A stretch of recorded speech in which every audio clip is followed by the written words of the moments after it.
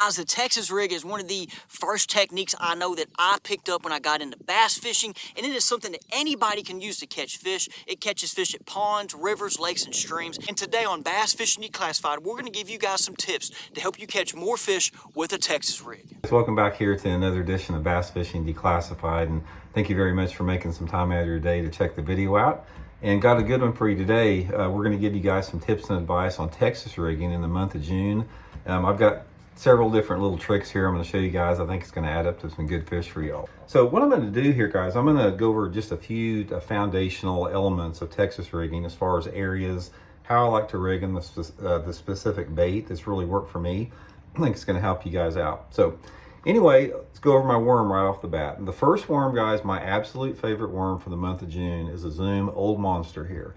Now they make the Old Monster like this, which is 10 inches long, and then they also make an Old Monster Magnum, which is 12 inches long. I use both of them here, but this is a large worm. And during the month of June, guys, during the post spawn, those bass are hungry. They've exerted a lot of activity and energy from spawning, and they like a big bait. So that's why I like to use the big worm like this. And we're going to get into areas here, but I want to show you this little cool tip here. And we've talked about this a little bit in the past, but you may not have heard of this. I want to show you a rigging tip as far as way to rig your Texas rigs that probably a lot of people don't do, that's going to add up to landing a lot more bites than you get. So the first thing, let's talk about the hook. This is the Gamakatsu G-Finesse nano coated hook. This is a straight shank, heavy cover worm hook, they call it. And this has got a needle point on it. It's got sort of an O'Shaughnessy bend, super sharp, the slick nano coating. Guys, I've experimented with a ton of hooks, and this by far is the best one that I like for Texas rigging.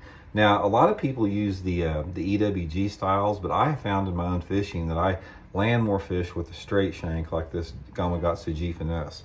So first of all, I'm going to show you guys how most people rig it, which is a mistake, and then how to rig it correctly. So a lot of people just come in and then they come straight in and bury their worm or their hook right into the middle of the worm like that. Now this, you're going to catch some fish like this, but you're going to lose a lot of fish, because when you put that worm, the point of the hook, right in the middle of the worm like that, you got a tremendous amount of plastic that you got to penetrate through here. It's almost acts like a weed guard so much. So don't do this. This is the correct way to rig it. I'm going to show you right here. Take your straight shank hook and always go in. There's usually a flat side of your worm here. So what you want to do is come in where the hook point comes out of the flat side of the worm, just like that. And then come about 1/4 of an inch, thread it up to where your little keeper is. That's another good thing about this hook. It's got a really nice keeper. And then once you do that, guys, you want to skin hook it in the side of the worm. Just barely skin hook the point, like that. Now, what this does, this is still just as weedless as putting the hook point back in the center. But what happens is when that fish bites it, it tears away from the worm immediately like that. And you're going to land so many more fish by hooking it like that. And it's the way that I rig all of my Texas rigs like that. Super easy, super effective like that. And I don't fish a Texas rig any other way. So anyway, that's the main rigging trick there. Let's talk a little bit about areas. The big worm in the month of June, there's 2 different times that it really excels. Number one is when the fish move out to deeper water in their post-spawn deeper structures. You know, this could be like ledges, it could be deeper points around deeper brush piles, anywhere where you're targeting sort of that, 7 to 25 foot zone.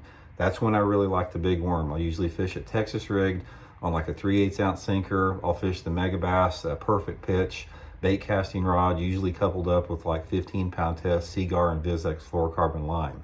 That's one scenario it works really good in.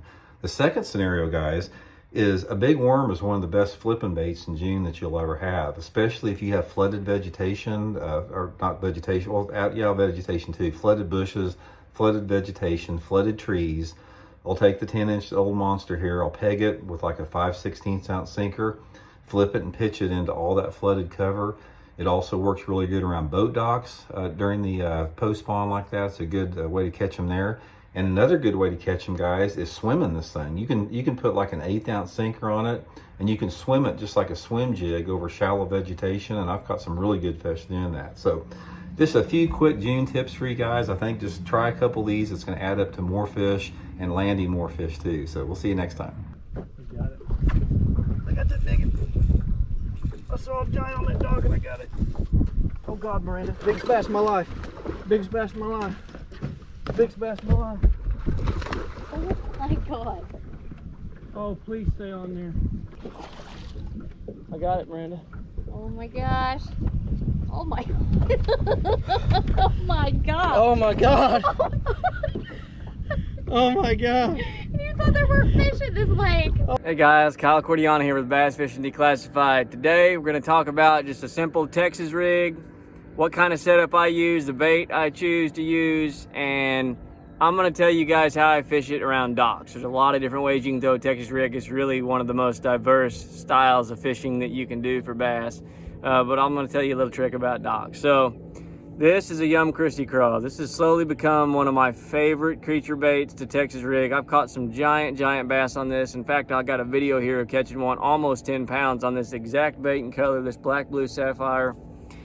I love throwing this thing on a 4/0 Pro V bend Trocar flipping hook. There it is right there. Typically I'm going to peg it with like a 3/8 ounce weight. You can vary that weight, but if I'm just going to go fish docks, it's not thick cover, a 3/8 ounce weight, and I'm going to peg it almost every time 17 to 20 pound fluorocarbon, 7.2 heavy medium heavy Kistler chromium rod. This is a 7.3 to 1, matched it with a Kistler chromium reel. Around docks, so take some time to get familiar with your docks using your graphs, fish around them, whatever you got to do to get familiar with the docks. But the trick around docks is learning what those fish are holding to. Some of your docks are going to have wood posts or metal posts that go all the way to the bottom.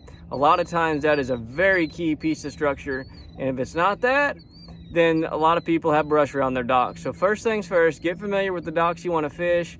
Learn the little special docks, the ones that have the brush, the ones that have the good wood post, metal post, whatever it is down in the water.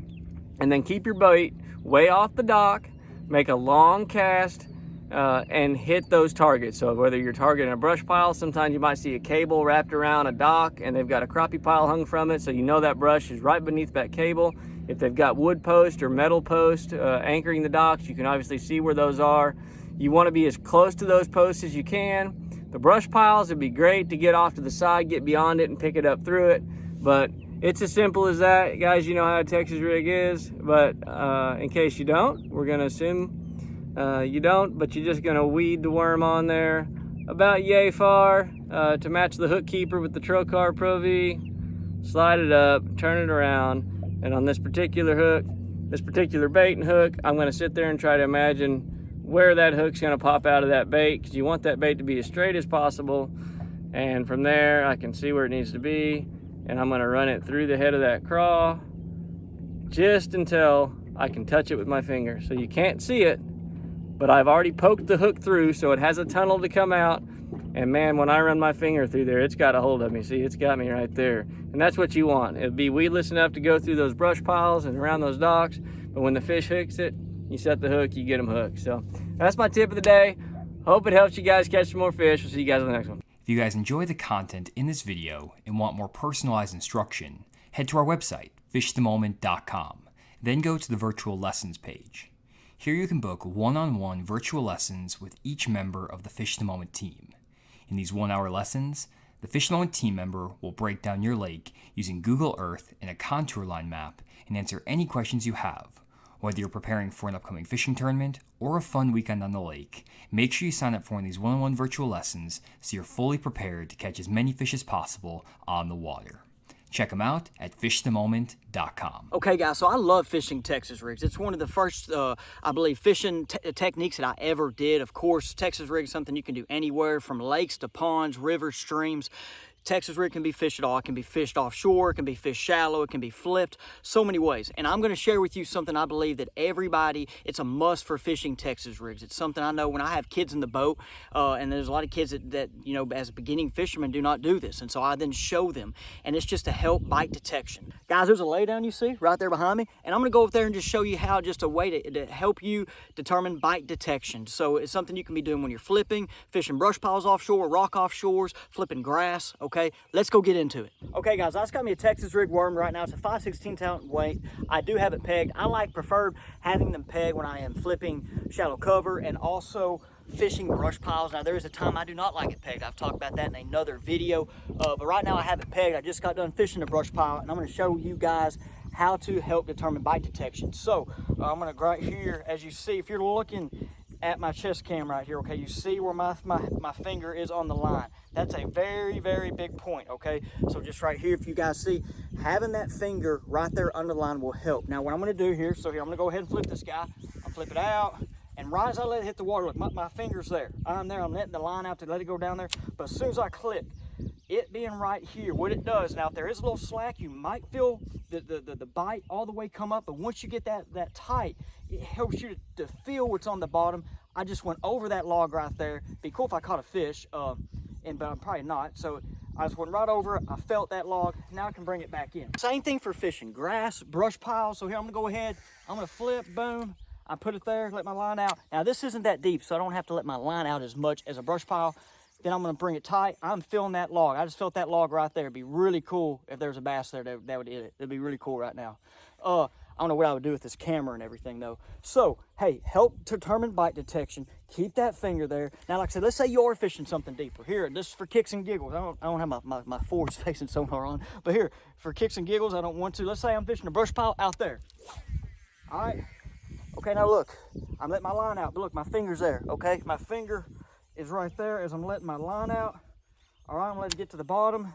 It's there, okay? Sometimes you would feel it on the fall. Sometimes you will feel that worm go down, and when your finger there, feel that nick, okay? Now when it's on the bottom, I'll go ahead and roll it tight, okay? And then once you get up to that brush pile or rock pile, whatever you're fishing, you will be able to feel it.